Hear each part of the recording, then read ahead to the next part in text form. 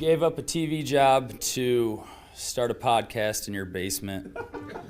If that doesn't scream midlife crisis, I don't know what does. It was Championship Sunday here in Indianapolis. What's the mindset then coming in as a defending champion? I want to win. No, I want to win. The young lady over my shoulder, Caitlin Clark. Not the best looking guy. And I don't think anyone's going to sit here and say, Yeah, Matt Randazzo was really good looking. What has this last month, 2 months, 3 months been like for you? It's an important fan base for the Fighting Illini, is it not? It is. He turned 69 years young last week. He looked good, Coach. Oh, try it. Thank you. Welcome to Off the Air with Matt Randazzo here on a Wednesday in the Quad Cities. It is Wednesday, April 30th, hump day. Trying to get through the weekday. It's been a challenging Wednesday so far in the Randazzo household. Thank you guys for joining us first and foremost. Technology has not been my best friend today, but the good news is I think we got a good show for you. So maybe not everything we expected, and we had to do audible here and there along the way, but we should have a really good show for you. First and foremost, if you're watching on YouTube, we thank you for doing that. Make sure you subscribe, hit the like button, comment, do all those things needed for us to continue doing the show each and every day and help us out on YouTube as well. If you have subscribed, tell a friend or two or 10 or 100, tell as many people as you can about Off the Air with Matt Randazzo. We do it each and every weekday right here in the Quad Cities. Also, if you're watching us live on X, we appreciate that as well. X has been very, very good to the show. So thank you for doing that. And also, the show will be out on a podcast platform, on all the podcasting platforms coming up this afternoon. So if you missed the show and you want to listen to it, you don't want to look at myself, I get it. Just head to anywhere you get your podcasts. Apple, Spotify, you name it. iHeart, Podbean. It should be up wherever you get your podcasts. So if there's a place that you get podcasts and you don't find Off the Air, let me know, and I'll make sure we get on it ASAP. So a good show today. Excited about today's show. Yesterday we talked to new North Scott head football coach Tony Stewart. Well, there's a new head football coach on the Illinois side of the river as well. Bureau Valley last week named Pat Elder as their head coach. Pat, a longtime coach in our area, also had a great run at Richmond Burton, was at Sherrard, had a great run at Sherrard. He's been to the postseason 18 of his 23 years as a head coach. Played for a state championship with Richmond Burton. I don't want to say the year. I can't remember. Like 2011 is my guess. But so yeah, Pat Elder making the move from Ridgewood, where he's had a lot of success the last 3 years in 8-man football, making the move to Bureau Valley. We'll be joined by him to talk about the different opportunity, making the move, the decision to do so, but also kind of open things up about high school football. He's a guy who's done it for a little bit. So chatted with him about some of the things going on with high school football, maybe youth today, players today, those kind of things. So great conversation coming up with Pat Elder coming up in a little bit, and actually just a matter of moments. Also, later in the show, we called an audible on this one, but it's a good audible. Tom Kakert's going to be here in studio. We're pretty excited about that. I haven't had a lot of people out in the studio, and truth be told right now, Coach Elder, we talked to him last night, so you'll hear that interview. A lot of times we have people live. I can't talk to anybody right now. My vMix system doesn't work. I can't do the interviews, if you will, live. So made a call to Tom Kakert, and luckily he has no life. So he is on his way out to the house. We'll talk about the Hawkeyes. They had their spring game. So we'll touch on that kind of stuff. Also, we'll talk about a lot about the Chuck Long charity auction. That's up and running right now. You can go to ctcqc.org. Click the link. It's up until Saturday. And it's got amazing items. We'll talk about some of the items, kind of update you on what's going on. But all of the money raised goes to help kids right here in the Quad Cities. So Tom Kakert will talk about that, but we'll also talk some Hawkeyes as well. Plus, I want to talk to him about the draft. I haven't really talked to anybody about the draft itself, like what the Bears did. Maybe argue with him a little bit about that. The Packers, Vikings, the beloved Lions. So Tom Kakert coming up in just a little bit. Also, a programming note, we will have Kirk Ferentz, boy, knock on wood right now, on Friday. So Kirk Ferentz on the show this Friday. Boy, I hope I can get this caller thing fixed. We'll get it figured out. Technology. I'm getting used to this stuff. See, my biggest fear starting this show was technology. I can talk for 2 hours. I don't know if anybody wants to listen, but I can do that kind of stuff. It's the technology stuff that had me worried. I know my system right now. I think I know my stuff, but can't get this one figured out, but we're going to get it rocking and rolling hopefully by tomorrow, if not for sure for Thursday or Friday, excuse me. So the one and only Kirk Ferentz coming your way on Friday right here on Off the Air with Matt Randazzo. So a lot to get to later this week, a lot to get to today. We're excited about it. And we got Pat Elder coming up. We're going to take a very quick break because it's supposed to be Steamwheeler Wednesday. And we're going to hopefully move Steamwheeler Wednesday to Thursday because they are the best team in the IFL right now. 5-0, playing great football. They got a 2-game road trip, and then they're back home, I think, coming up middle of May. So we'll talk a lot about that tomorrow, but we're going to hit a quick 30-second break, and then when we get back, we'll be joined by New Bureau Valley head football coach Pat Elder right here on Off the Air with Matt Randazzo. Quad Cities, are you brave enough for halfway to Halloween? Friday, May 16th, the Steamwheelers battle on Tulsa in a night of haunted hits and bone-crushing indoor football action. It's spooky fun for the whole family, complete with a haunted house and high-flying IFL football that'll leave you howling. Snag your tickets now at steamwheelersfootball.com/tickets and come get scared and entertained. Friday night, May 16th, presented by Asylum of Bad Dreams and Slick Willie Radio. Welcome back to Off the Air with Matt Randazzo here on a Wednesday in the Quad Cities. On Tuesday, we talked about a new coach at North Scott High School as Tony Stewart was named the Lancers' new head coach. There's some movement on the Illinois side as well, where a familiar face has a new position at a new school. We're joined now by longtime head coach. I don't want to say longtime coach because I make you feel old, but Pat Elder joining us. I am. Former Ridgewood head coach, former Richmond Burton, Sherrard, I know was in there as well, and now the new head coach at Bureau Valley High School. First and foremost, Coach, congratulations. I know you're excited about the opportunity. Just kind of talk about how all this came up and what led you to Manlius and taking over the Bureau Valley program. Well, thanks, and you're right. We are excited, but I am, I'm longer in the tooth in this game than I'm not compared to a lot of the other guys across the sidelines from me. I don't know if that gives us an advantage or not, but it is a fact anymore. When Coach Pistol stepped down, I happened to be at.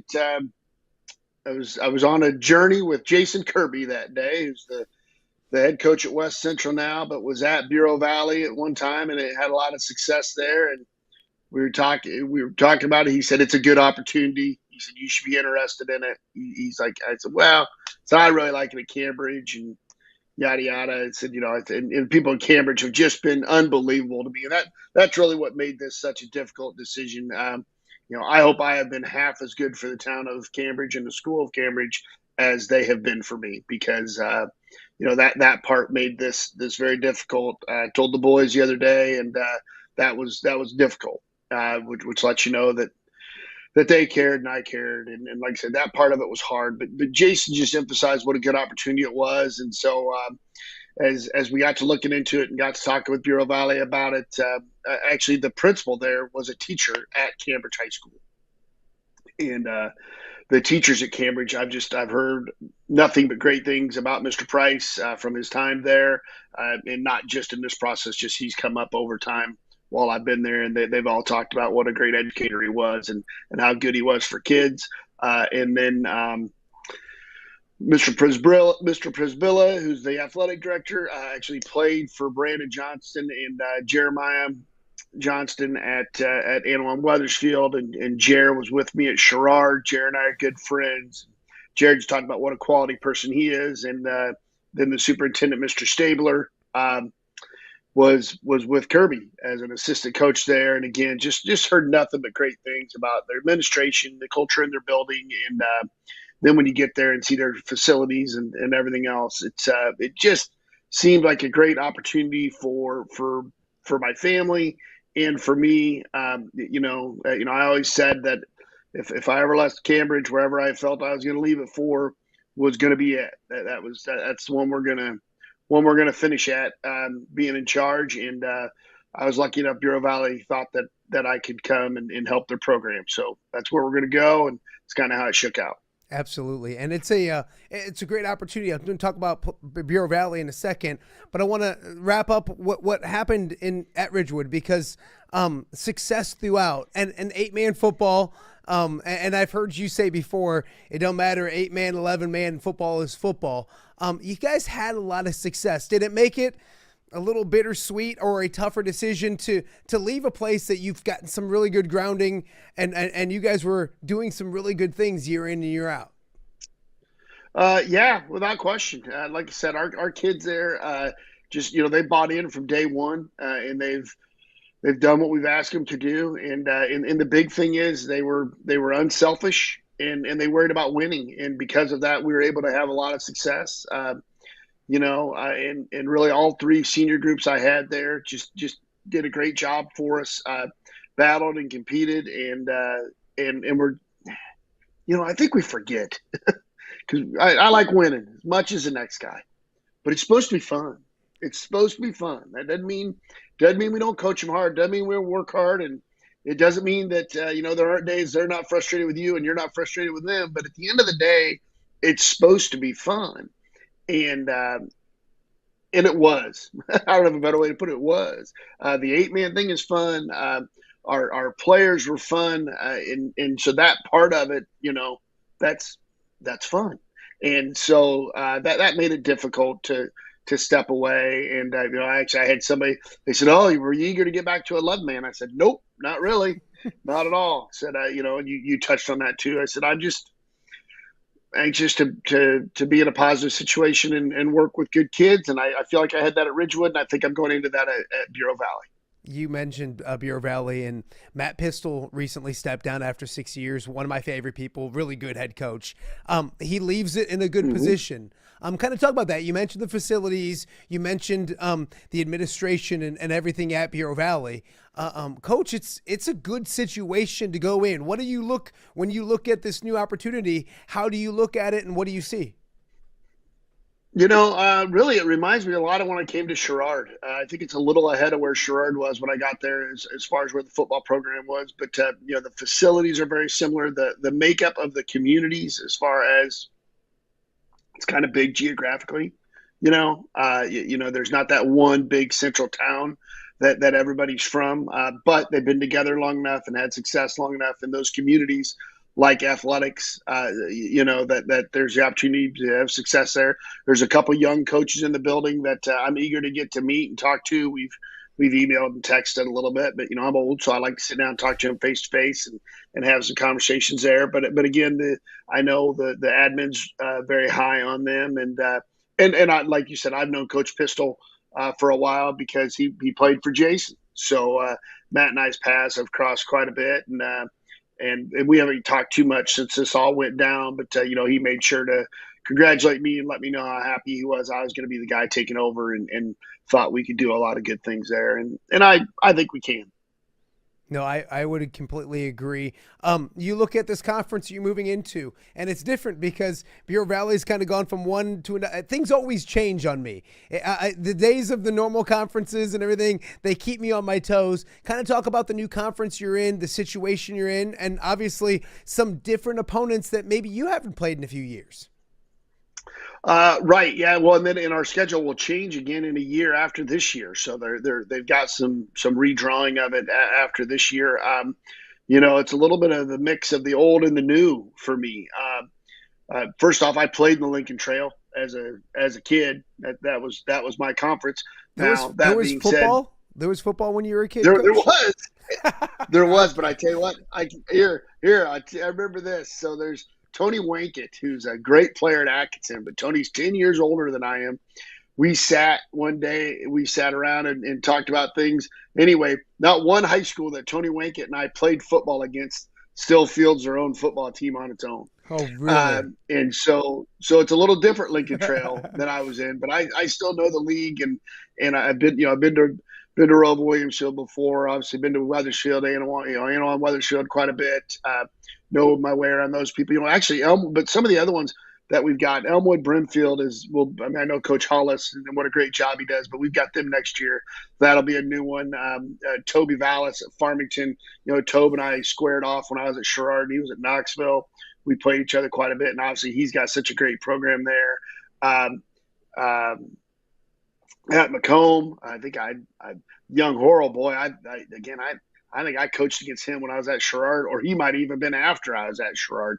But he's got things going there. So in between my time at Sherrard and growing up, most of the schools I've had some dealing with, and then I'm coaching track at Ridgewood, and so we're around people and coaches all the time anyway. So there'll be some familiar faces, and that part of it will be exciting and fun.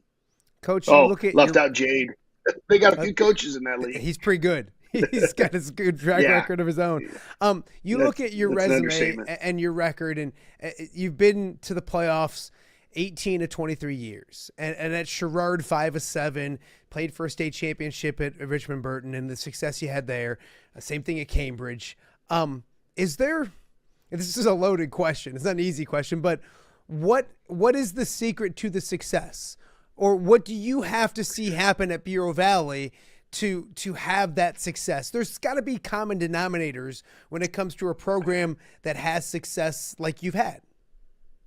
So, I was so spoiled, and I didn't realize it till I got to be a little bit older. But by my senior year of high school, I did understand it. But obviously, my dad was a longtime head coach, and I played for him. And then I've never denied the best thing that I ever did was in 1999. He was retired and didn't have grandsons playing high school football yet. Said, hey, why don't you come coach me at Sherrard?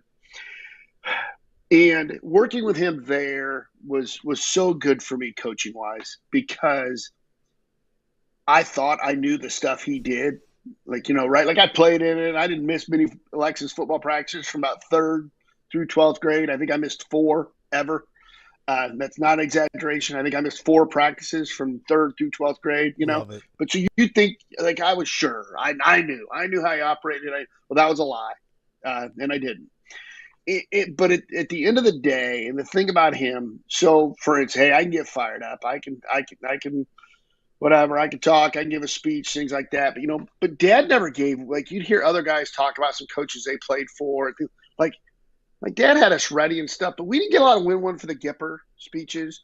And at halftime, there wasn't a lot of fire and brimstone. And if it was very rarely football related. Somebody done something unsportsmanlike, disrespectful, whatever term you want to attach to it. And so at the end of the day, it's about consistency. It's about consistency in everything that you're going to do. Are you consistent in your approach in the weight room? Are you consistent in your approach at practice? Are you consistent in the way that you're teaching the things at the levels that you're doing them? And through that consistency, are you building confidence in your players so that they can go onto the field and execute what it is you want them to do? Man, I remember it had to be our first year. Had to be our first year at Sherrard. And we were going to do something. We were putting in a new formation. Nothing was changing. I was just lining a guy up differently. And he goes, I wouldn't, you've had a pretty good day. I wouldn't do that. So he goes, you've had a pretty good day. I wouldn't. And we're not, he goes, you don't think it's a big deal. He goes, this is a big change. It was a disaster. Like you'd have thought I put in a whole new offense, changed everything. And it just didn't. And so, he's like, just remember, they don't sit around. He goes, they like football. He goes, and some of them love football, but they aren't sitting around thinking about it like you are. They aren't. He says, you have to increase quickness by decreasing thought.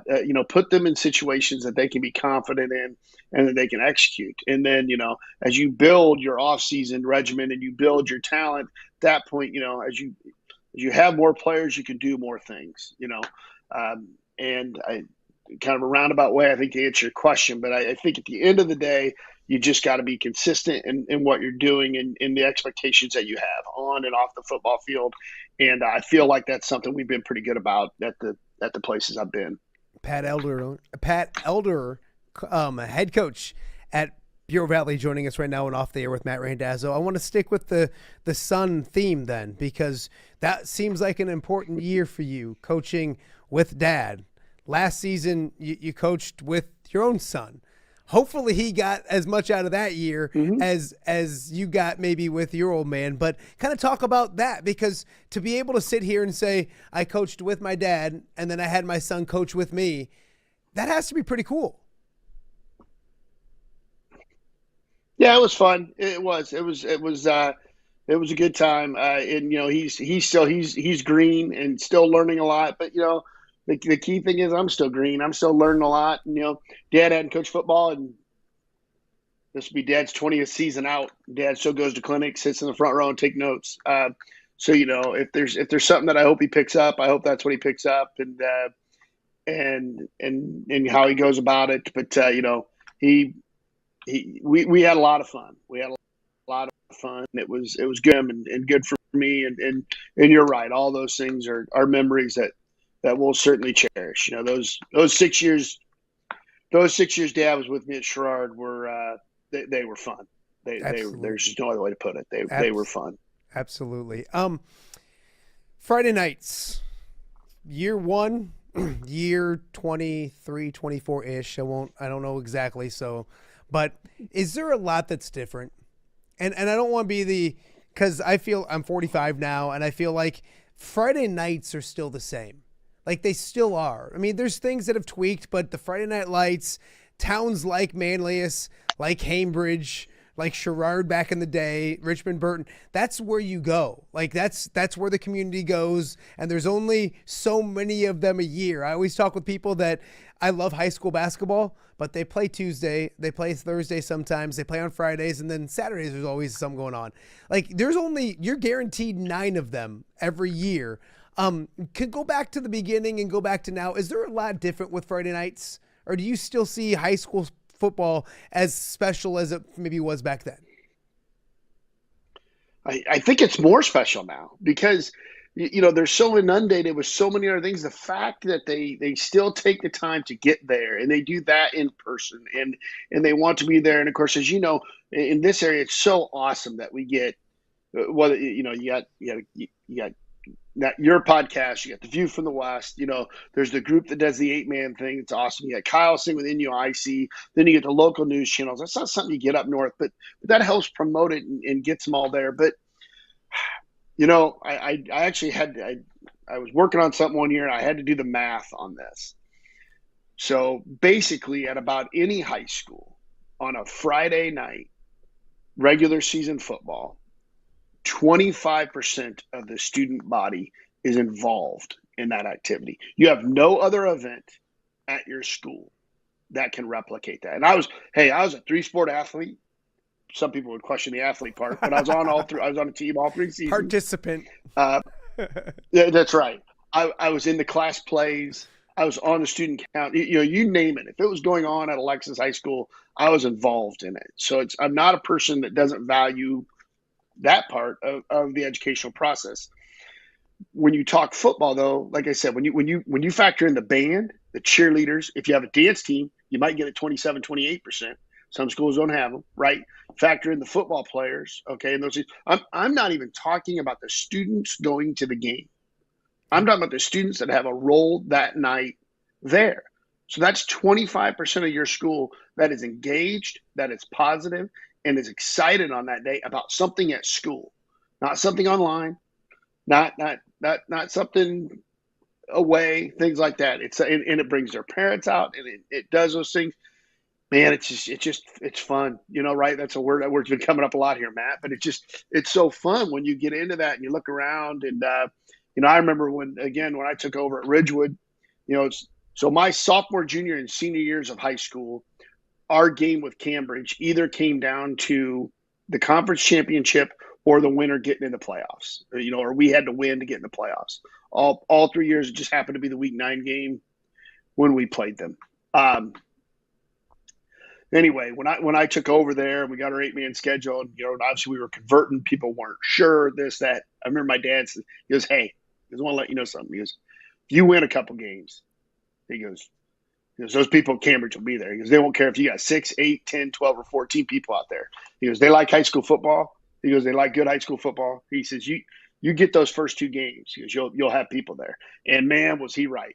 Was he right. I mean, you talk about a community buying into something, that wasn't sure about 8-man. Once we got rolling and got things around, I mean, that place is cool. The bowl it's fun. It's cool. You had people all around. We just got great support. And so I think it matters more now than it ever did, because it's the great thing about coaching football compared to the other sport too is they can't have their phones, right? It's 2 hours. They're away from them. I went and listened to the coach from Central Iowa, out in Pella. I listened to him speak at a conference here. He did an amazing. He got time. He did a study, and there was science involved about screen separation and how they set it up on game days and making sure when their kids get away from it and stuff like that. And it's some stuff I'm going to try and incorporate next fall as we go into it with some team meal stuff and everything about how it helps with their mental preparation. But like I said, there's no other activity that the school offers that can engage as many students and as many community members at one time as a high school football game. And that's why we all love it so much. And that's why, those places are still full on Friday nights. No, I completely agree. And I got to choose my words carefully because I don't want to feel like I'm upsetting or bashing anything or buddy, but there's a reason why Friday nights at my old employer are expanding and getting bigger and longer shows, and weekdays and weeknights I was scrambling to get a little bit of time. So that right there is a litmus test in a business where local short sports may be shrinking a little bit. And I'm talking all across I'm not just pointing out my old employer. Friday nights, it was like, hey, it's Friday night. Do you do your thing? Heck, I think I'm going to get this wrong, but I think we're 45 minutes. Yeah. Gosh, it wasn't that long ago. Yeah. I mean, and that's crazy to think of. Back in the day, you're fighting for 15 or whatever. So that's what it's about. And I know that, like, as the guy who did the schedules, week 1 was always my hardest because I'm like, I can't not be here. We have to be here. This is such a big deal here. And maybe they might not be that good this year, but it's week 1. And like everybody's good week 1. You know what I mean, Coach? Everybody's ready to rock. So you're exactly right. Let me ask you this question. It might be a little more difficult, but in a day and age where young people are said like that, kids are different. This generation's different. I came to find that kids are still kids. When I went out to cover them, some of my favorite young people that I got to cover were a few years ago, not just way back 25 years ago. They're still good kids are good kids. Are kids different in your eyes? Are they still, I'm sure there's differences, don't get me wrong, but is there a big difference between kids from back in the day and kids now? I'm assuming technology might be the big difference, but what have you seen when it comes to kids nowadays? Yeah, I don't think they're that different. I think it's a good if question. There's a difference, it is. And if there's a difference, I would say at their core, I think they're the same. Yeah. They want the opportunity to be successful. They want the opportunity to be involved. If there's one thing, I think, they want to be understood more, I think, maybe than I remember in the beginning. And again, having my own children now has changed my outlook on so many different things as far as approaching them and understanding them. And again, I always, Dad was a pretty good resource for me. But being in the building helps so much because what they've had that day, whether it be right. I've always been at small schools, so if they had a fight with their girlfriends, if they failed a test, and things like that, and we forget how those things impact them. But no, I think they want expectations. It's right. I think the cop out is to say the kids haven't changed, parents have changed. But I don't think parents have changed that much as long as you just put information out there. They just want to know what's going on. Mm-hmm. Hey, what time do we need to be places? What things are going to go on? Is our child going to be treated respectfully? Are they going to work hard, but work hard in a safe environment? And I think if you set those things up, good things will happen for you moving forward. But as far as the kids themselves, I just feel like, right, I interviewed for the job, and one thing I always talk about is, the two biggest trends the last 20 years in high school football have been you got to run the spread and you need to have 37 uniform combinations. Well, as you're aware, I'm going to run the wing tee. That's what I'm going to do. One of the great things about living where I live now is every few months I get to get together with Denny Derricks and Todd Yopes and talk wing tee football. And by the way, that means I sit and listen to two of the smartest football men I've ever known. Yeah. It is so cool. It is so cool. I've still got, matter of fact, Coach Derricks, when I was trying to figure out our offense and how to run the wing tee at 8-man, because it's just a little trickier and nobody done it at that point. I still have two, and I will keep them forever. I have two handwritten sheets of plays from Denny Derricks. Oh, wow. I'm like, hey, here's going to be my formation. I gave it to him. I said, let's get together and talk. And he went, and heck, I couldn't keep up with him then either. It was just so cool. But to the spread and the uniform thing, numbers have plummeted in high school football in the last 20 years. So they're obviously not the answer. And it's not that I hate the spread. I really, that's not the point. I think you have to put youngsters in a position to be confident.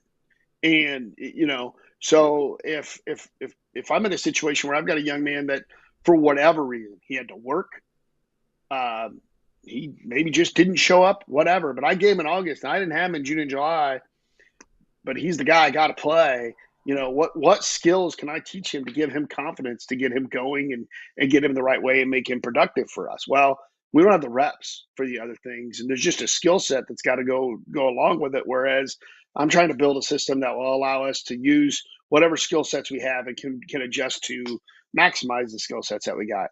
On the uniform thing, by the way, we're going to look good. I just don't need 20 sets of them. But we're going to look good. So you got to be careful because we mentioned View from the West already. Mitch and Greg love uniforms, so I got to be careful. I know what makes them mad. I want to do a quick rapid fire with you. Got 4 questions, fun questions, and I'm going to let you go. I could do this all day, Coach. So I appreciate you the and time. me both. If you could coach, I've been asking people if you could have a meal with somebody, who would it be? But I'm going to ask you, if you could coach with somebody for one game, who would it be and why? It could be anyone in the coaching profession or the world.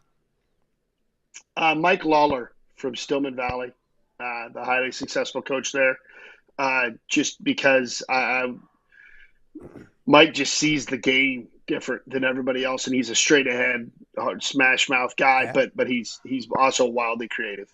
I love it. If you could coach against somebody in one game in the whole world, I mean, even if it's beating Jason Kirby, everybody likes to beat Jason Kirby, but if you could coach against somebody, who would it be? And everybody does beat Jason Kirby, I think, but who would it be and why? They're not giving you the next couple of years. Probably Greg King, just because I never got to. Greg and I are great friends, and I never got to square off with Greg. We were never at coaching at the same level where we got to play, and just have a lot of respect for him and the job he's done throughout the years. I love that. Greg King is the king, no pun intended, of a gas station pizza. So I love Greg King. He's the best. I'm reading my notes and see if I could get. Do you have a post game tradition? When you win, when you lose, whatever, when all's said and done, how do you wrap up your evening? Or is it food? What's your post game tradition? So I've had a little bit. It's changed. It kind of depends on where I'm at. At our house in Sherrard, so Sherrard had a victory bell, and at the school. Well, my wife and I's first house together. We bought it. We're sitting there. Anyway, I'll be darned. I don't know what it was for, but I had a little bell on there. It was up. Had a rope attached to it and everything else. Well.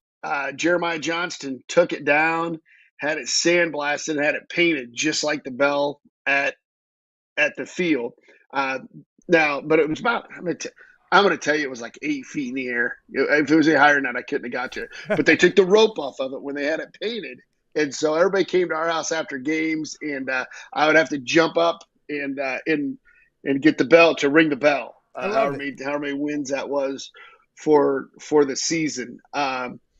When I was up north, me and our coaches we were dressers. We were dressers quite a bit. So we would have certain post game outfits. Like we'd get back to school and we'd shower up and get changed. But like like you were only allowed to bring one, and you had like I got a pair of Zubas. They're sharp. They're sharp. But like like on big games, like it was a big game, right? You don't know if you should like when you rolled out wearing that and you'd gotten it done. They're like, oh, you felt good tonight. I'm like, yeah, we did. So we had something like that, and at Ridgewood, it was pretty simple, but we'd get our kids out and get them to their parents right away and stuff and everything. But they had a little equipment room there, and we would just sit in the equipment room for about 30 minutes after all the kids left. And Terry Anderson, Mike Lewis, Mitch, Kyle, my nephew Kyle helped us too. And we'd just sit there and we'd be happy, we'd be sad, but it was just us. It was just us. And it was a great time to just hang out and figure out what our path forward was. I love it. That's what, honestly, we did on Friday nights at WQAD. We would just take, after all was said and done, we'd just sit there for like 25, 30 minutes and just kind of decompress, complain about the things that made us mad, talk about the crazy things that happened throughout the night. It was honestly the best part of the evening. Last one for you. You mentioned being a 3-sport athlete. If you weren't coaching football, and I think you mentioned you might be coaching track, but if you I do coach track, yeah. So and that might steal my answer, but if you could coach another sport, what would it be and why? And let's take track out of it just to make it fair. No track, no football. What else would you coach? Yeah, I would probably golf, just because I'd get to be at the golf course. Right? Probably golf. I coached 2 years of I coached 2 years of basketball, so I love basketball. I love playing it. I still think I can shoot it. And I love keeping the book. I love going to games. I'm telling you, I love high school basketball. I did not enjoy my 2 years coaching it. I did not. That was eons ago. Maybe I've matured now to handle it a little bit better. But I think I'd coach golf just because, heck, you're at the golf course there. You can, they wouldn't want me teaching me anything about golf. I know that. But, bad day at the golf course is better than bad day. What is it? Bad day at the golf course better than a good day in the office. So absolutely. I think that's the route I'd go. Did you? And I lied. One more. Did you ever get in trouble on the sidelines? Have you ever been ejected? Have you ever been, slapped on the hand or anything like that? Or no? Have you been a good boy? No, I think I've gotten. You've had them. So my sidelines have gotten. My sideline has gotten 3. I think I've gotten 2 unsportsmanlike penalties. And 2 of them were totally deserved. And then there's one I got that we still don't know who got it. But we got it. We got it there. But I'm a much reformed. I'm much reformed on the sidelines on 2 fronts. I started coaching before staying on the sidelines was such a point of emphasis. So I coached from the numbers. The first 10 years I was a head coach, right? You're just behind the ball and you're just out of the field. That way your quarterback can't have to go so far. And I think right, whether it be you mellow or you figure a couple things out, I think my interactions with officials are better now than they were in my youth. I start off less angry. When you got in trouble, I'm just going to assume it was Jason Foy had a bad call. And I think that's the best way we end this thing. I always blame Jason Foy for everything. So I think that's just, we agree that Jason Foy screwed something up and we move on. Coach, best of luck. I can't wait to see you at Bureau Valley. I'll bug you again this fall. I'll be up to doing something. So I'll bug you again. Enjoyed the conversation. Best of luck, and we'll talk to you real soon. Thanks so much, Matt. Appreciate you. Thank you. Awesome. That is Pat Elderer, the new head football coach at I almost said Pleasant Valley, at Bureau Valley High School. We wish him the best of luck with the Storm. We got much more to get to. You're watching Off the Air on a Wednesday right here in the Quad Cities. All right, be honest. Are you craving Hungry Hobo again? You know, that fresh sliced meat piled high on those amazing sandwiches, hot off the grill chicken and steak, with all those delicious toppings, the biggest and best selection of baked potatoes, or simply some waffle fries dipped in cheese. Well, now that Quad City favorite is even easier to get. Download the Hungry Hobo app today. Order ahead, skip the line, and earn rewards all at the same time. There's Double Points Monday and exclusive specials as well. With 12 locations in the Quad City area, it's Hungry Hobo. Now even easier to find, but still hard to resist. Rafferty Funeral Home, dedicated to serving families in the Quad Cities since 2007. Hi, welcome. Here, come on in. An experienced staff plans each service to reflect the unique life and legacy of your loved one. Rafferty Funeral Home is proud to serve our community with dignity, respect, and compassion, helping you to celebrate your traditions and lasting memories no matter your faith, culture, or budget. Rafferty Funeral Home in Moline. Call today to discuss prearrangements.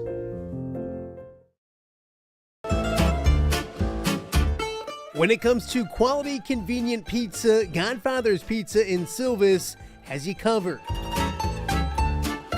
Featuring a beautiful dine-in area, delivery, and a carry-out window. Godfather's Pizza is that pizza you grew up with, not a convenience store. You see, at Godfather's Pizza, the dough is made fresh daily. That mozzarella cheese is shredded fresh and never frozen. And those toppings are abundantly piled high each and every time. Locally owned and operated since 2010, Godfather's is a huge supporter of local athletes right here in the Quad Cities. So come on by and check them out at 1211 Avenue of the Cities in Silvis. Order online at godfathers.com and reunite with that same delicious pizza you grew up with.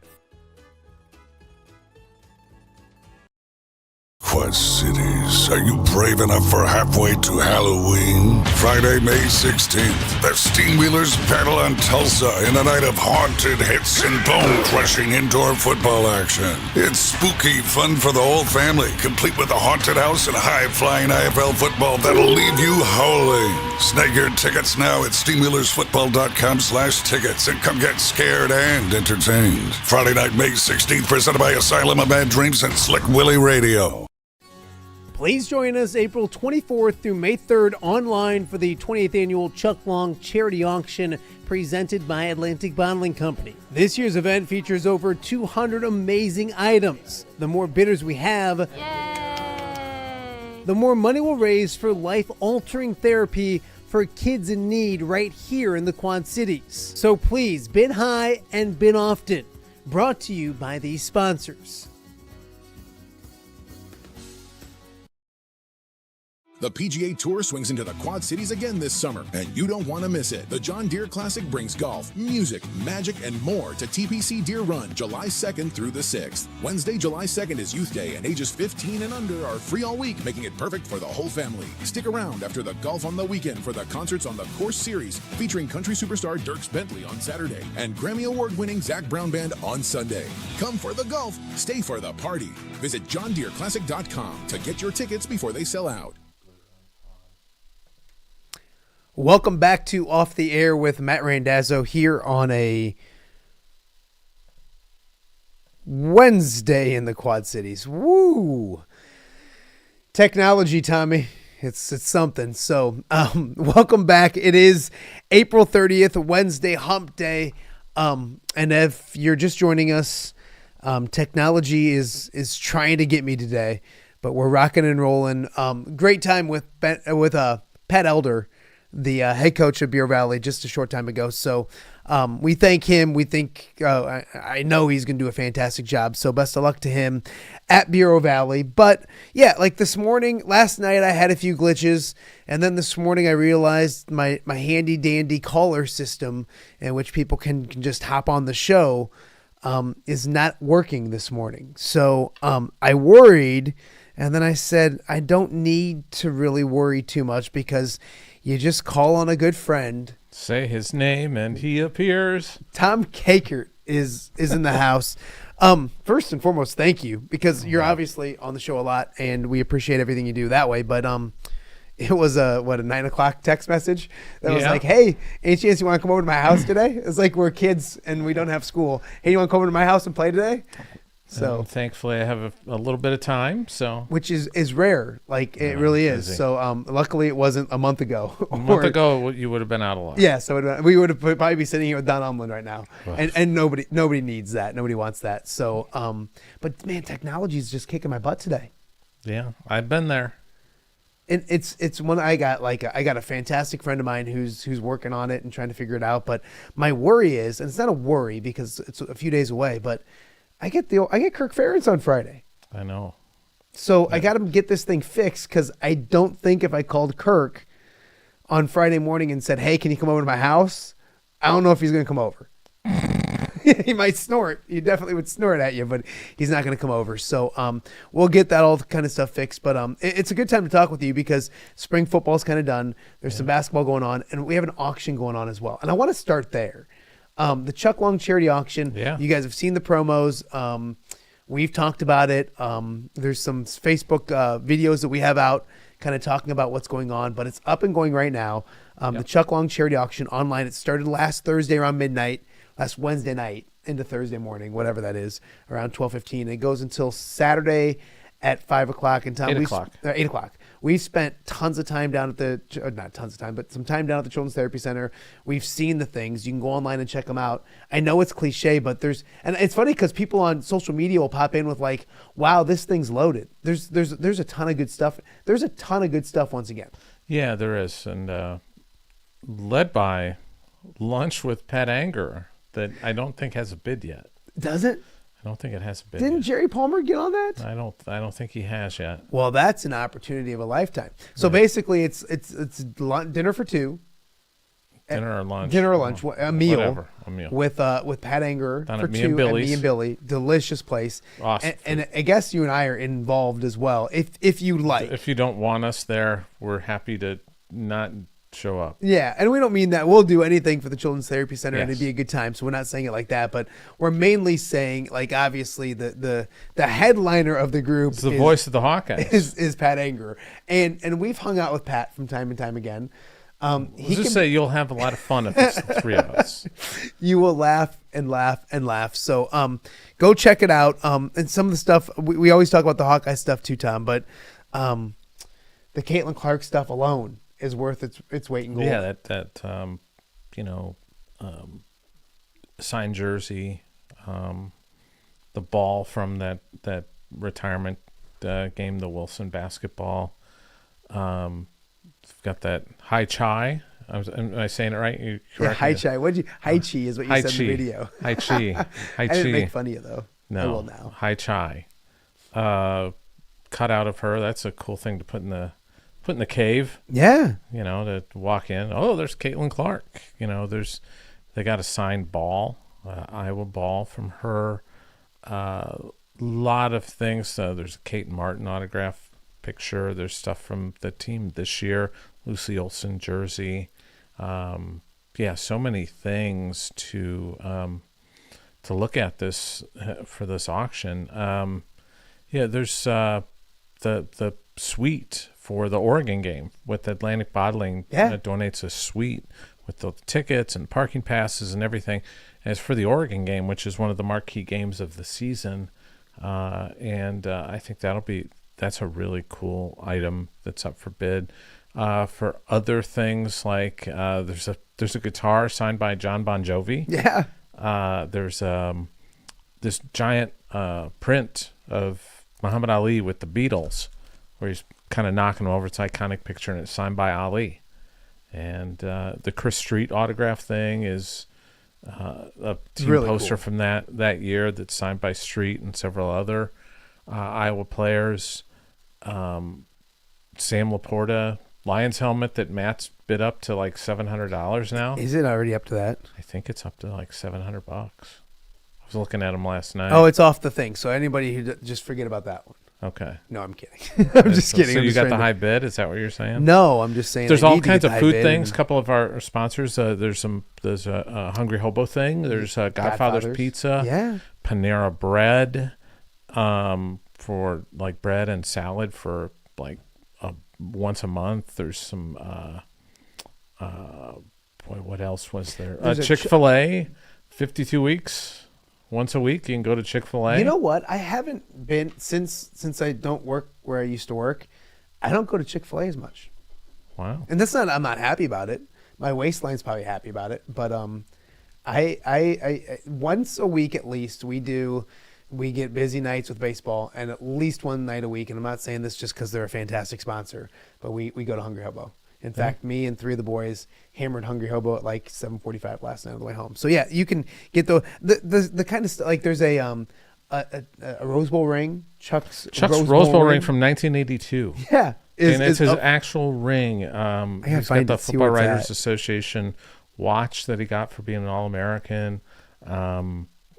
There's all kinds of things. There's the Rose Bowl jersey that's framed, the Chuck Long jersey.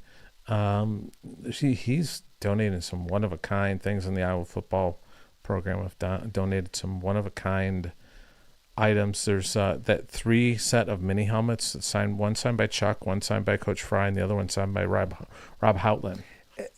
Think about the Coach Fry just alone. Yeah. Like to be able to get something signed by Coach Fry. Yeah. And it's cool. It's in a case. It's 3 little mini helmets. I should get it and put it up there. It'd look really nice. Yeah, and it's not out of reach in terms of there's a George Kittle. By the way, George, congratulations. Yeah. Look for a loan from George.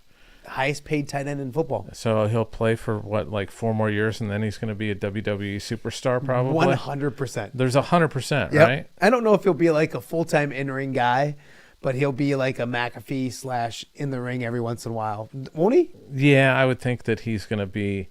I wonder if he wishes that McAfee didn't exist, because George is made for the McAfee role. Yeah. Because he can talk. You see him doing all the stuff with the Marvel things or the movies, and just he's a good talker. He knows the product. I mean, he's a huge wrestling nerd. I mean, just big time. So, yeah, it's anyway. There's a George Kittle jersey signed by George. Yeah. So, they also have 2 tickets to an Indiana Fever game. Yeah. Against the Mystics. I'll be going to a Fever game on Mystics. Yeah, Lucy Olson. Yes, that's June 3rd. I'll be going to the Fever game on Sunday. I want to talk to you about that here in a second too. But there's a few more I wanted to point out as well. The ring thing is really cool, but like you have mini fridges and you have grills, and so like if you're just if you're not there's a lot of booze in there too. If you like bourbon, whiskey, yeah. All the good stuff. And that's the thing is like that's why it's vodka. It's not the Chuck Long sports auction. You're supposed to do what? What? Oh yeah, my bad. I wasn't getting in the bourbon. What? Whiskey. What? No. It used to be the Chuck Long charity auction, sports auction. Yeah. And it switched to charity because yes, there's a lot of great sports stuff. There's a lot of stuff but there's a lot of stuff in general. Your mom or your wife that you need a gift for Mother's Day coming up. There's some good items in there. It's funny, Tom. There was a time some handbags, really high end stuff. That's very affordable. There was a time. There was a time in which like I got a bunch of stuff when I first started doing this, and then we went through a time where like the kids got stuff. Like we came home with like one of those John Deere little mini scooter things. Yeah. We came home with a table and chairs for the kids and for the kids' room. So like and then now we're back to maybe getting me. I got that at the Chuck Long charity auction. That's the Cubs poster of them winning. And it's got written out. You can't see behind me, but it's got written out. Pat Hughes wrote out the final call of the game and signed it. Yeah. And that's there. I got that there. I'm trying to think of anything else I got. I got some stuff downstairs. Some Billy Williams. Looking at the Spieth thing, I've got one of the John Deere tractor things that they have at the T markers that's signed by Jordan Spieth. Oh, that's really cool. Yeah. So like this thing. Yes. But signed by Jordan. I'll trade you. Yeah. Mine's signed by Jordan Spieth. Hey, Davis Thompson is good, but I'll trade you. Mine's signed by Jordan Spieth. I'll trade you. So honestly, I know we've talked a lot about it, but head to ctcqc.org. Just click on there's a big link right there, and it's free. You don't have to like sign in or sign up. You just go look, and I promise you, there's going to be something that you're interested in. And if you just register and then put like your name in there, and then HR for Hawkeye Report after it, you get put in a special drawing. Oh, for like Wig and Pen gift cards and stuff. And that's the thing too, is it's not even one of those things where you have to like win something. No, you can just go in and bid, and if you don't end up winning, that's fine. You may end up winning Wig and Pen gift cards and some other food gift cards that I know they've got put together. There's so many. Like I could literally sit here and just ramble off. There's hundreds of things. So for the Quad City fans, there's Brock Harding and Owen Freeman stuff in here. Some Steamwheelers tickets in there. I'm in Ross St. Brown's Steamwheelers tickets. It is Steamwheeler Wednesday. We're going to catch up with the Wheelers tomorrow as long as my stuff gets fixed, which should happen. There's the Hai Chi.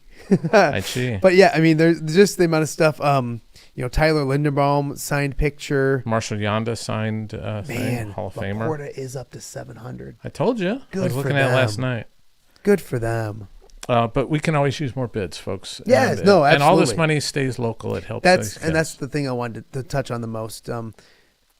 Helps kids and families. Right here in the Quad Cities. The waiting list at the Children's Therapy Center. I've been there. I'm on the board. I've seen it work firsthand. Hundreds of kids. And there's still 200 kids on the waiting list right now. So help us help kids. Head there, ctcqc.org. I figured it'd be a perfect thing to talk with Tommy about today. So get there, bid high, bid often. Help us help kids right here in the Quad Cities. Mm-hmm. And like I said, if you don't get an item, but you just help bid an item up a little bit, that's a beautiful thing as well. So Torrey Taylor, best player on the Bears, that's on here as well. So please help us help kids right here in the Quad Cities. The future NFC, plus 160 to make the playoffs right now. I'm trying to figure out do you want to talk about the plus draft first, or do you want to talk about plus 160 to make the playoffs? I think that's where you want to start. So we'll start there. You're the Bears draft. Yeah. Are you that guy that's just like they nailed it, they killed it? That's awesome. No, but I'm happy with extraordinarily happy with the first two picks. So my thing is going in, and I'm not going to bash the Bears, but I'm going to a little bit. Going in your position, and I'm not a position of need guy. Like Brad Holmes is the Lions GM does not. He just drafts best player. He doesn't get too niche into we need this guy. But the Bears would need, like, their biggest needs would have been offensive line, defensive end, running back, and they didn't really address those positions much at all. Offensive line is the offensive line is with better. Seth Rollins' pick. They which was the best moment of the draft. Just the best. Truth teller. Yeah, I don't know about that. Truth teller. He's a perfect heel. He says outrageous things to get a reaction. That's what he'll do. Truth teller. So, but yeah, I mean, I know the offensive line is better than what expected, but like, I think they're good. They addressed that in free agency. They did, but it's an older free agency. That's fine, but they addressed it. I hope so, because your boy didn't look too good getting running around shaking with their head. So here's my question. When it comes to, who is Colston Loveland really? I don't know. I mean, Sam Laporta. That's what everybody tells me. Well, yet to be seen. Sam is. That's a lot of pressure to put on a rookie tight end. Now, I will say this: it used to be that rookie tight ends didn't do anything for a year, because it's a hard position to get in, blocking, learn. That's not the case. Who was the kid last year for the Brock Bowers? Brock Bowers. Sam Laporta the year before that. So there's been a good trend of tight ends making instant impact. T.J. Hawkinson, you had to give him a year. Like, he had a great first game with the Lions when he was drafted 7th overall, and then you had to wait a year for him to actually like hit the ground running and be really good. So we'll see if he does that. I think Luther Burden is your second best wide receiver. Everyone keeps talking about him being a 3. I think he's better than Rome Odunze. Maybe. And I say that as a compliment to him. I just talked to some of my friends. I've got Mizzou people in my life, and they love him. They said this kid's great. Yeah, and I don't think Rome was very good last year. He wasn't great. And so I'm not saying that in a negative way, but I think if I'm a Bears fan, well, one, I don't want to even think about that, but I would stack it with DJ Moore, Burden, and then Rome Odunze. That's fine. That's 3 good receivers. That was what I was told last year too. Keenan Allen's kind of washed. But he wasn't last year. Yeah, he was. Last year, everybody's his greatest thing since sliced bread. He's only a 4th round pick for this guy. Habitually, it was a good value, good gamble. If he was healthy, he was just not healthy, and he was washed. Let's talk about the Packers. They finally get a wide receiver. Is Matthew Golden that guy? How do you feel they did? He's all fast. That kind of stuff. He's super fast and productive too. Yeah. They did a good job. Everything they do, it's annoying. Because they just usually do good things. They're the anti-bear, anti-lion. Here's the thing. Are we sure Jordan Love's good? No. Okay. No, we're not. I mean, he was good for that. Like, there was that window, about 6 games. He made $50 million in a 6-game window. Where he was maybe best 2 or 3 quarterback in the NFL. He was awesome. Or he was cooking, and then he just poof. Yeah, and it just went, and he has been right. I'm not completely sold on him yet, but I think LaFleur is a really good coach, though. Yeah, no, I think so too. I think that's the same. I think it's a great division of coaches. I think what's his name in Minnesota? KOC's good. KOC's really good. I liked what they did. Their whole season just comes down to whether JJ McCarthy's any good or not, doesn't it? Yeah, 100%. Which is rolling the dice because they've got all the weapons with Jefferson and everybody else. Yeah, Addison and Hawkinson and they've got running backs and decent offensive line. They've got a lot of tools. Yeah, they're the second most talented roster in the division. Woo! Okay. I mean, it's not. That's not hard to. There's one team that had like 7 or 8 Pro Bowlers. I mean, and all pros and all those kind of things. Okay. Your thoughts on? Do you even look at what the Lions do, or do they even register to you? I'm not obsessed with them. Like, I'm in the market. I gotta be knowledgeable of what the Bears do. I'm the leading sports show in a market that Bears fans are in. Okay. Right? Maybe the only one, but but you won't put a Bears helmet up here. Never. What do you think of the Lions one or the Illini one? You'll put a Illini one up though. I was surprised you haven't given me a hard time. Oh. Ked was on yesterday. Ked was very happy to see that. He actually made me move. I'm gonna move it back right now. He wanted this ahead of the Steamwheel one, but the Steamwheelers are a fine sponsor of the show, so they deserve a better placement. So the Illini thing might be true. Oh, the Illini Matt thing? Yes. I don't know if it is. Yeah, if the Bears start giving me money, no, because that's not a line. I think the Illini aren't giving me money. No, I can't. No, just saying. Hawkeye wise, we'll stay with the draft and go Hawkeye wise. Yeah. Really cool to see Caleb Williams go to like a place that kind of the Iowa Steelers, right? I mean, it's just, and that Logan's already there, and then they add Black later on. Castro goes there as a free agent, but it just seems like a good fit with that kind of system, and he seems like a Steeler. Am I right?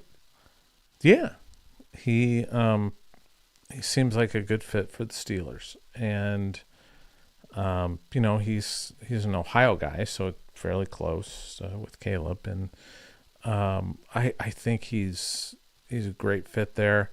Now they don't have a quarterback. No. Which is, I don't even know if they have one after they sign a guy. Well, if they sign Aaron Rodgers, do they have the quarterback? Yeah. Do you think Aaron Rodgers is still a viable quarterback? No, quarterback in the NFL? I think he can be serviceable. Why wasn't he last year?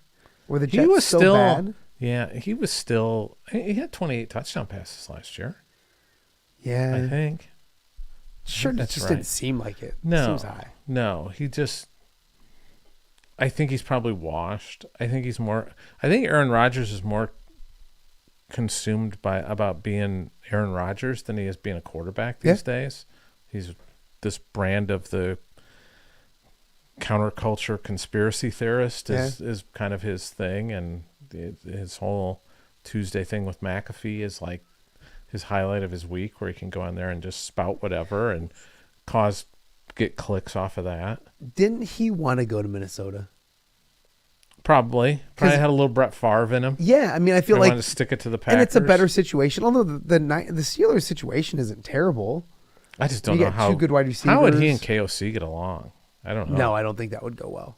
No, I don't think that would go well at all. So, KOC was he was a Chuck Long quarterback.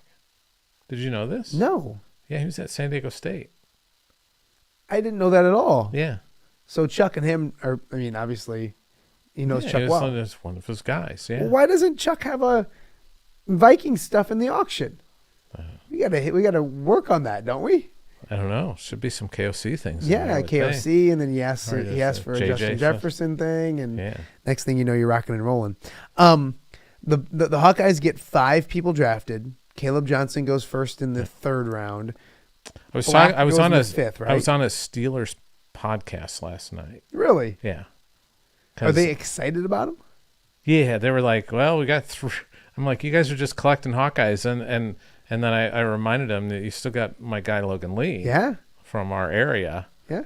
And I had to explain to him about where Orion is in relation to the rest of the Quad Cities.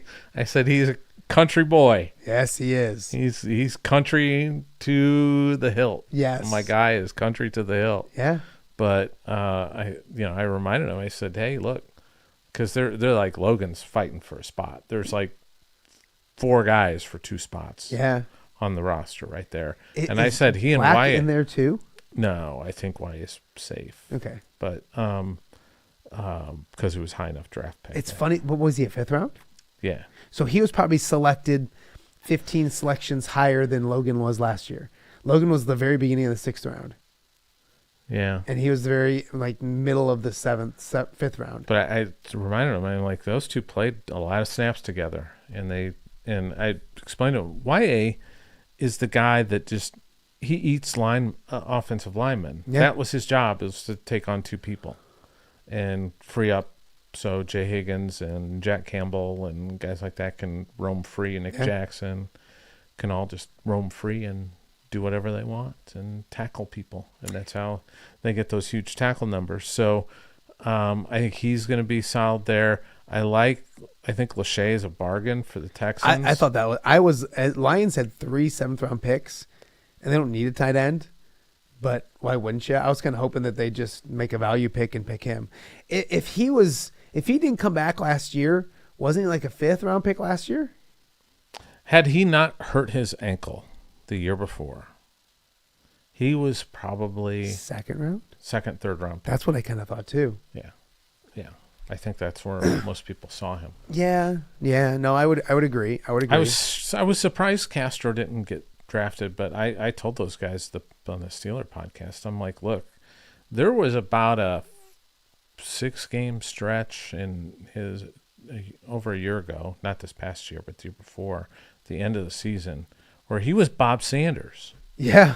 He was blowing people off the face of the at the end earth. of 2023. Yeah. He was. I mean, they remember that play against Nebraska where he took out 2 guys and just tossed them. Yeah. I mean, he was just playing with such abandon, just going at it, and it just, I didn't see that this past year, and I think the NFL people probably didn't see it. So, but I said he's guy that you can plug in, and that, they've got Minkah Fitzpatrick there, and it's kind of that role, or that kind of hybrid corner safety guy, that maybe that's the role he's going to have. Yeah. You look at next year, look ahead to next year.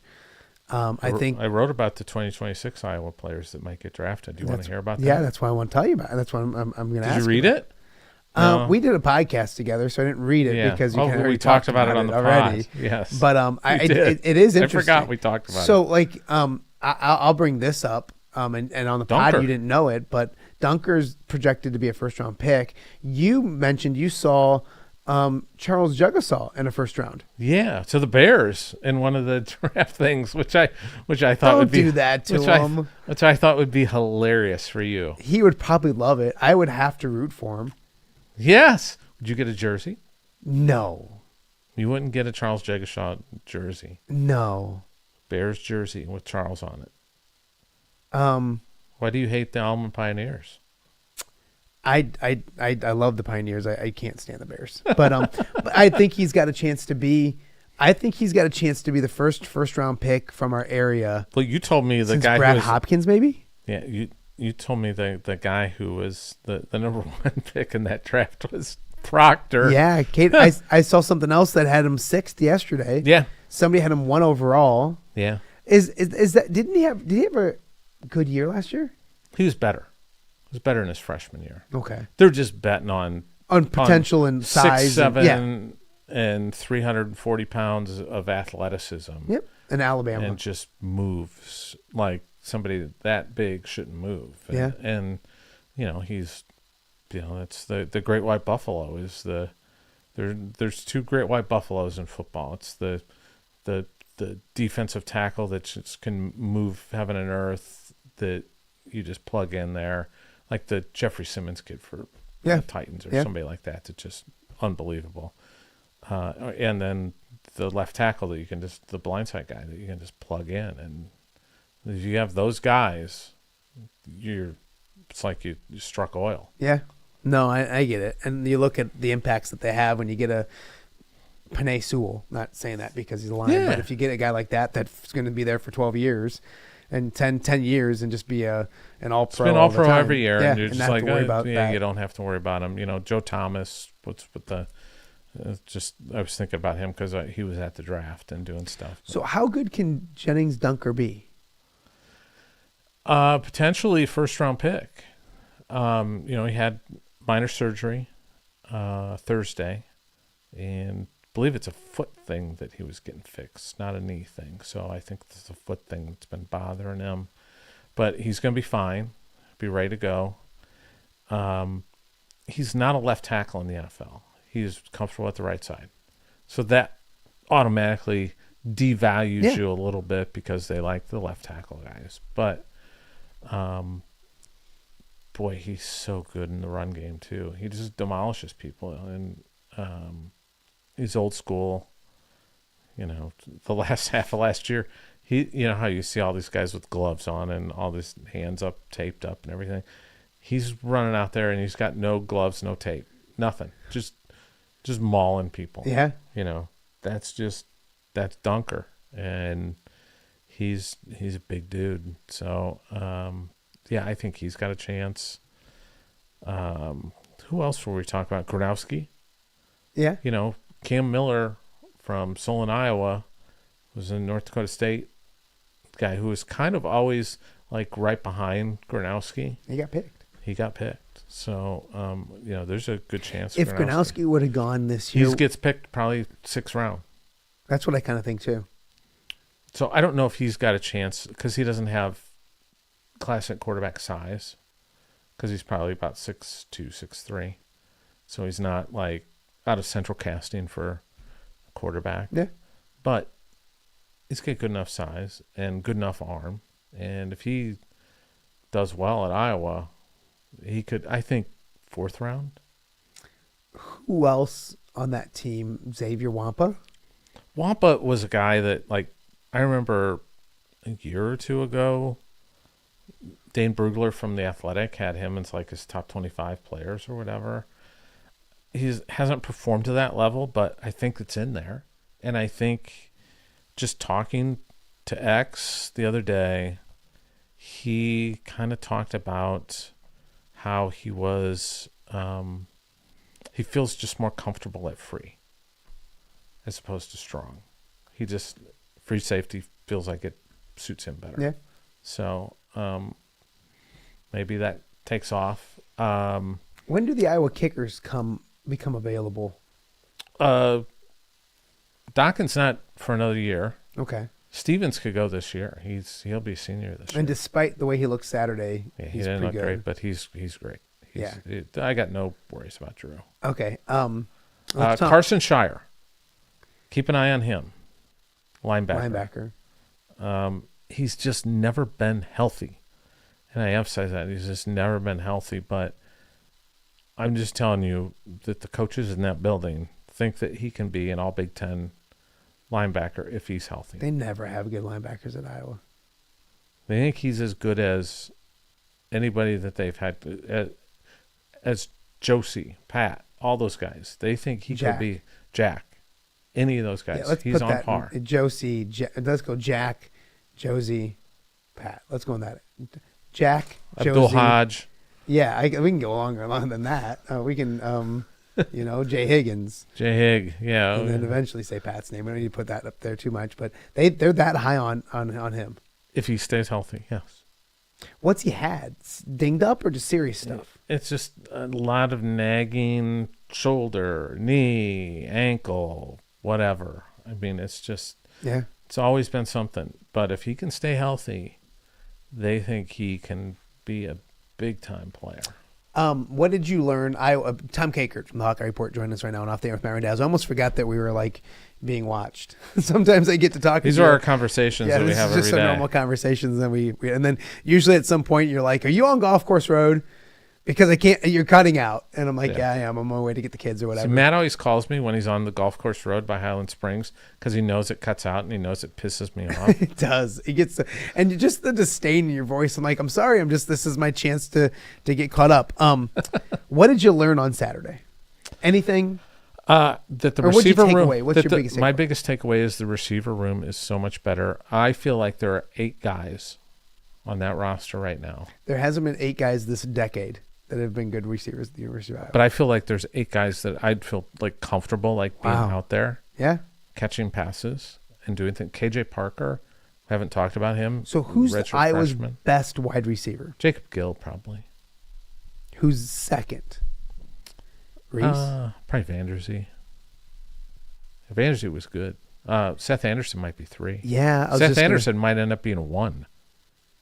And I haven't even seen one. He was hurt last year. Yeah, he's the Carson Shire. Always hurt. Yeah. In the spring, there's Seth Anderson in street clothes, and he had an incredibly productive spring. So if he can stay healthy, look out. I mean, they got Gill, Sam Phillips, we haven't talked about. He didn't practice, but I've heard really good things about him. The guy from Tennessee Chattanooga, they're pretty high on him. Yeah. Jared Bowie did not practice. It's another kid that's Dayton Howard. They don't have kid. A star, but they have a bunch of serviceable wide receivers. Yeah, I think I shared this the other day. Iowa has not had a receiver that had 500 yards in the season since 2019. Amir Smith-Marset had 722 yards. Tyrone Tracy, who's now a running back for the Giants, had 489. That's crazy. I mean, 500 isn't a lot. Or 589, I think. Yeah, but 500 yards isn't a lot. Like that's not a lot. There's that Jeremiah Smith over in at Ohio State. Probably does that in like 2 days. Two games. Yeah, he'll do that. Wild. He'll do that in 2 games, and Iowa can't get a guy over 500 in a year. But that's an indictment of the receivers, the quarterbacks, the offense. Yeah. Are you bullish on this Iowa football team next year? I am. Sneaky. I'm trying to think if you normally are or not. I think there's been years that you've been like, you've rained on my parade a little bit. Like if I'm kind of getting a little excited about it, you're like, no, pump the brakes. I'm more concerned about the defense, but I'm not as concerned as I was. But think about that. Think about what you just said. And I get it. I understand what you're saying, but like to be concerned more about the defense at Iowa. I think Tim Lester's got something going here. I do. Now, the offensive line has got to stay healthy. Just because they're good, but they don't have depth. Yeah. Because Logan Jones was out the other day. Bo Stevens, they were protecting him. I think Logan's got a shoulder issue that I think he's going to have fixed, is what I understand. But he'll be ready to go in August. Yeah. So, but, it's just one of those little labrum deals that, the same thing that Gronowski had, where it's just a couple months and you're back to normal and you're good. And but if they could stay healthy, Pieper, everybody loves Cade Pieper. I think he's going to be really good. They've got a battle at left tackle. They got that Bryce George kid coming in from Ferris State who could plug in at guard or tackle. He may push Pieper for time, but that gives him. He's one of those guys that if they have an injury at guard, you can plug him in there, or at tackle, you can bump him out left side. He may end up starting at left tackle too. Yeah. We don't know, but that's. If he's coming to Iowa, don't you think he's probably going to start? Nothing's guaranteed. I get it, but I get that, especially with Kirk. But I don't think he would come to a school. I think he's got a shot. He's going to get a fair shake at being a starter. But you got. I thought Trevor Lauk looked really good at left tackle. I thought Dotzler struggled against Max Llewellyn. Max Llewellyn looks like a freaking demon right now. I mean, that's a guy buy stock now. That's your guy. That's your guy this year. It's 10 sacks. Can you do a Llewellyn Island? So Tom, if you don't listen to the there. podcast, Tom had, what did you have, Petrus Island? I was there. Did you have McNamara Island? Yeah, I was there for a little bit. Yeah, so usually you don't want to be an island of Toms, but your Max Llewellyn is. And Carson Shire. That's where I'm putting all my chips on these. So when you say you're bullish, I don't want to get like a season preview and. No, it's too early. I can't do my thing yet. No, I don't want you that. But what's the over under in Vegas? Is it 7.5? 7.5. Are you taking the over? Yeah. You answer that quickly. If it was 8.5, would you take the over? That's a conversation. Because so you like 8 because they've got Oregon and Penn State who are going to be favorites, but it's in Kinnick. They're both. It's at Kinnick, and one of my bold predictions this year may be Iowa's going to get one of those two. They're both at Kinnick. Yeah. Yeah, I would 100%. One of them is going to be at night. Yeah, and one of them's going to walk out of there with an L.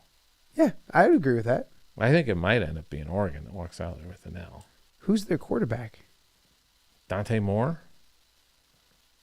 Where was he at? He was at UCLA. Okay. He's a Michigan kid. Yeah. So 8-ish is what you like. I may be looking for some of those early lines are floating out there already, but I haven't seen that one. But there's some early lines that have surfaced. For like those games. You're looking at those games. Yeah. Game lines on Oregon, game lines on Penn State. Not yet for those games with Iowa, but there's some college football lines out now. Honestly, Tom, this week we had the Van Wetzingas on. We had Tony Stewart on, the head coach at North Scott. You can football season. I know it's April. I get it's Never April. ends. But it never ends. No. Next in May, they're going to do the NFL draft schedule. That's one of my favorite days of the year. It sounds so weird, but like it's replaced draft day for me because draft day used to be You know the what I biggest always day. do? I always look to see, are the Bears playing anywhere near where I'm going to be covering a game out of town? Like, good call. If the Bears are, like if I'm covering the Iowa-Rutgers game, the Bears happen to play the Jets or the Giants at the Meadowlands Sunday? Is Iowa at Michigan or Michigan State? Not Michigan State. No. And they're not Michigan either. No. You can't go to beautiful Ford Field. Can't go to Ford Field. Did I tell you what I want to do? And I'm being like, and I told this to probably the Might Van take my Wetzingas. daughter on a college visit up to Michigan. There you go. Weekend. Yeah, I want to go weekend. with the weekend we go to a Lions game. I want to go if Central Michigan plays. Oh, that'd be awesome! You go see the boys. Go see the Van Wetzingas play. Go see Drinkle coach. Go see Fulton. Go see a bunch of Quad City guys, and then head down to. I just got to convince my wife on that. My kids would be okay with it, but we do like to get up and see family, so like it would cut away from the family aspect of things. So, Tommy, I'm going to take a quick break, and we'll come back and wrap things up real fast. Okay. But pay a few bills, and then Tom Kakert saving my Thursday show, my Wednesday show. We got to talk Iowa basketball. Yeah, we got that and a little bit more to get to on Off the Air with Matt Randazzo. I got to see if I even got my redo. We'll be back right after this. Hello, Dan Pearson here of FCA. Our team is thrilled to support Off the Air with our good friend Matt Randazzo. We share the view of the power of sport when it comes to relationships, including the influence of the coach. FCA believes the coach is the most influential person in America. Matt celebrates local coaches and athletes. His content is informational, insightful, and inspirational. Our Fellowship of Christian Athlete team loves partnering with Off the Air with Matt Randazzo while we engage, equip, and empower coaches and athletes in our 23 counties. FCA, the heart and soul in sports. View from the West, the podcast covering Illinois high school football. It's going to be a hard-hitting game. It's going to be great football. Weekly analysis and reaction from around the western side of the state of Illinois. This is the game we had circled when the year started. Follow along on YouTube and subscribe wherever you listen to podcasts. It's big-time football out there tonight, and I know we can play big-time football. View from the West. We got you covered.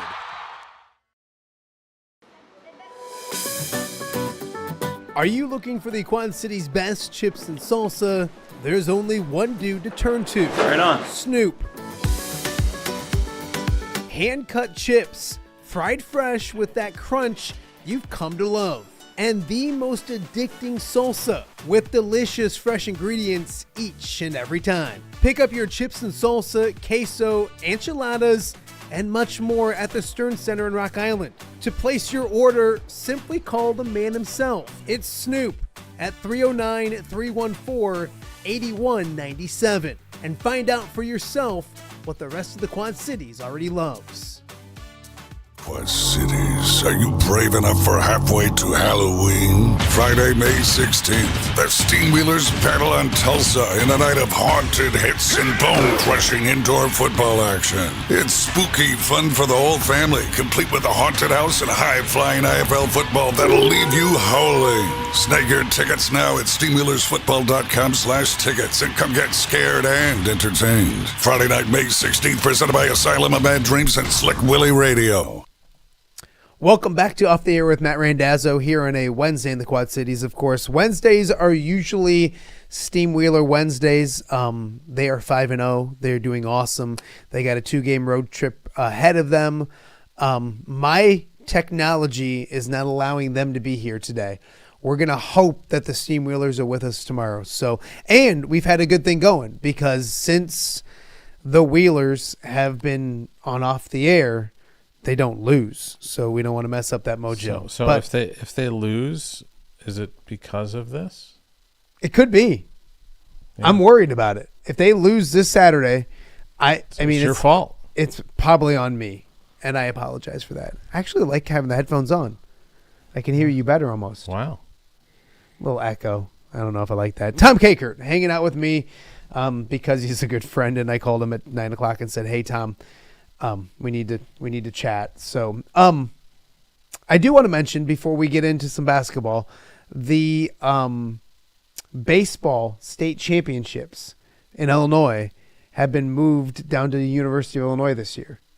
Just announced a short time ago because of a scheduling conflict with the Peoria Chiefs. I don't know how that all of a sudden comes up now, but so they're moving it down to Illinois, down to Champaign. So of interest for any baseball teams that might make it down to state this year. But Tom, you just mentioned we got some basketball to talk about. I want to start with women first because, and not really the Iowa women's basketball team, but you're going to Carver Hawkeye Arena on Sunday, and what's her name again? Oh, Clark.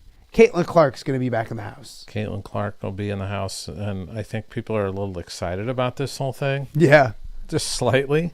Excited about having 22 back in the building. It'll be fun. And the Fever are going to be really good. There might be a few wagers on the Fever I already got one. to win the WNBA this year. Yep. Because they're pretty loaded, and I think they got a chance. So... and excited to see what they look like. They're playing the Brazilian national team, so it'll be pretty cool. Do you have any expectations for Caitlin?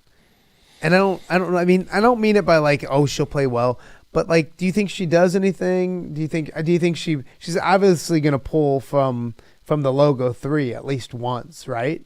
Yeah. I wonder if there's any odds out there. Maybe we'll look. For WNBA MVP odds? I hadn't seen any. Okay. I am on. There's got to be though. I am on them to win and I like that before. Did you get plus 600 or something or 400? I got plus 550. Okay. I think it's plus 400 now. Yeah. I snuck a little bit ahead of the curve. But they were good last year. They made the playoffs last year, and they were competitive last year, and that was after punting the first week of the season because they were just getting new faces, and all that kind of stuff. Got a different coach with Steph White, and I think it's going to be. It's wild. There's almost more Fever fans in the state of Iowa than in Indiana. Has to be. It's crazy. I feel like the Quad Cities, one of their biggest professional sports teams is the Fever. Yes. If you ask people around here, what's your favorite sports team? They wouldn't say like, oh, the Cubs or the White Sox. They play, Indiana Fever. I see more Caitlin Clark, Indiana Fever jerseys or stuff walking around. Then I see Cubs, White Sox, Bears, Bulls for sure. Yeah. No, it's crazy. I would completely. I don't agree. see any Chicago Sky things. No, they're the heels. They're the bad guys of the WNBA. Yeah. The Angel Reese and all that kind of stuff. Iowa basketball. You have an interesting guest on your podcast coming up tomorrow. Tomorrow, got one of the assistants, Connor Wheeler, had Bryston Williams on. You can go back and listen to that one too. He's really interesting. I'm going to try and get most of the assistants on and hopefully get McCollum in June, I think. I'm going to shoot for that. So, just half-hour little conversations that are fun and it gives fans a chance to get to know these guys a little bit because they're pretty unknown and it's a young staff when you think about it. It looks like it. I mean, because Josh Sash is what, like your age maybe? Is he? Yeah, like right. Like early 40s. Yeah, 43. I think I'm 45.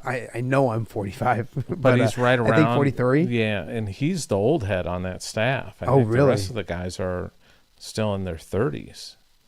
Yeah. So and Ben McCollum's only 43. So that's a young coaching staff, a younger head coach, but with a lot of experience. So it's interesting. They're still trying to put that team together. A couple of updates. They had two guys in this weekend. Cade Tyson, who was at Belmont and then transferred. He was a really highly sought after transfer last year because at Belmont he averaged 16 points a game. That's in the Missouri Valley now. Belmont is, and averaged 16 points a game and shot like 46.5% from three. I mean, ridiculous for guys that size. He was a volume guy too. It's not like he just took a few. He was really a good shooter from the outside. And things just didn't click at North Carolina. Averaged like 2.5 points a game, but he's in demand because he's bigger and he can shoot. Yeah. So Iowa and Minnesota. And what I heard yesterday was Minnesota might be out front to get him. So see what happens there. And then Kiza Giffa, the 6'1" point guard from High Point, averaged 12.5, I think. Shot about 35% from three, something like that. But sneaky, crafty, quick guard. He's from France, but really talented kid. And Iowa, I was told last night, Iowa is very much in the mix. They're talking turkey a little bit with them. So they're talking turkey. Talking turkey. I love it. Well, you know what it means. That you know what that means. It means money. You know what? What's interesting? This is probably a whole conversation for another day, but the way things are trending. There was a lot of people were making fun of some of these. Like there were guys like Dawson Garcia, for example, put his name in the portal. He has no eligibility left. Yeah, Julian Reese did the same thing at Maryland. Julian Reese, Maryland. But there's an interpretation of some of these rulings that are coming out that these guys have just like, there is no more eligibility. It's basically you can be Van Wilder. You can stay and just play college basketball forever. Stay in college basketball. That would be so dumb. I know. And that's, I mean, why they've become, college basketball has become better than Europe because you're going to make just as much money and you don't have to travel over there, and it's way better than the G League. We can make way more money. I mean, I'm just saying. Could you imagine like if Luka Garza, for example, just decided to stay in college for like 5 more years after that? I mean, he could, because he'd score 35 a night. Yeah. Just like boom, boom, boom. I mean, he could make his $5 million, whatever, $6 million. Yep. He'd every year and play and be a name instead of and he's doing well with the T-Wolves. And I'm not saying he shouldn't be in the NBA. I absolutely should be in the NBA, but he's a guy that just could just say as an example, a local guy that could just. Well, he'd be a household name too. Bank. That's what I'm saying. He'd be the biggest fish in that pond. I just can't. But I know, like, got a really good follow on social media, Midwinter, who he's a lawyer, former college athlete, and he's been doing a lot of work on interpretation of all this stuff. And I know on On3 we use him as a kind of a legal advisor a lot. And he was the one that brought it up yesterday. It was like, hey, by the way, this could really happen. Too many people were. We could be sitting here in September and you're signing, Peyton Sanford to a. Well, it becomes one of those things where does it, once they go, they can't come back? Or what says that, like, Chasen Randall's on the end of his career and he comes back and plays at Illinois or Iowa? Yeah, could. It's just too many people were declaring, too many players went to the transfer portal with no eligibility. Yeah. And where there's smoke, there's fire. Yep. Like, that's what I didn't get. I was like, if they're doing it, they know something I don't know. Or their agents suspect something that we don't know. It's so weird. Tom, the schedule came out. We're going to get out of here in a second, but schedule came out yesterday. It's so weird basketball. Just seeing, like, what is it, 3 home and homes? It's like Purdue, Nebraska, and somebody else. Michigan. No, it wasn't. It wasn't Michigan State. But, like, I do know Iowa, Illinois is one time, and it's at Carver. It's at Carver. They've basically flipped the ones, I think, pretty much. So it's just weird. And then you have the road trips. Like last year, Iowa had to go out to USC and UCLA. Now they come here, and now Iowa will go out to Oregon and Washington. For probably a weekend or a week series. Like they'll play on like Wednesday, Saturday or something like that. That's how they're going to do those things. It's going to be still weird. Iowa baseball team loses last night. They can't win midweek games. Yeah, what is that? They can beat everybody in the freaking conference, and they can't win a midweek game. Well, and the thing too is it kind of hurts them when it comes to the RPI. Hurts their RPI. Well, and like they're not in any national like. What was it you that tweeted the other day? Like they had a top 25. Yeah, and there's like 3 Big 10 like teams in it. If anybody's missing, I sleep. Yeah, here. well, 20-4. They're 20-4 in the Big Ten conference, and they're not in the top 25. They're not in the top 25. Makes 0 sense to me. Before I let you go, we talked about the Chuck Long. Make sure you guys go check that out, please. Do us a favor, go check it out. I promise you'll like stuff there. We also have the Guy Randazzo Memorial Golf Outing coming out. Yeah. And coming up. Spots are going quick. I'm doing some stuff on the fly here, Tommy. I'm so afraid that like I'm going to do something. My team is ready to go. My team is on the floor. I got an awesome foursome. You do. I got Kyle Huseman. I got Dennis. And you got Bailey Turner. Dennis hole-in-one. Is that his Mr. Hole-in-One? That would be my name, Dennis. If you're watching this, my name would be Mr. Hole-in-One. Mr. Hole-in-One. I would have a shirt made for this year's that said I made a hole-in-one at the Guy Randazzo Memorial Golf Outing, and that's exactly what I do. But it's coming up. And Bailey Turner. It's filling up quickly. We're happy, but there's spots available. So go to GuyRandazzoGolf.com. I mentioned it.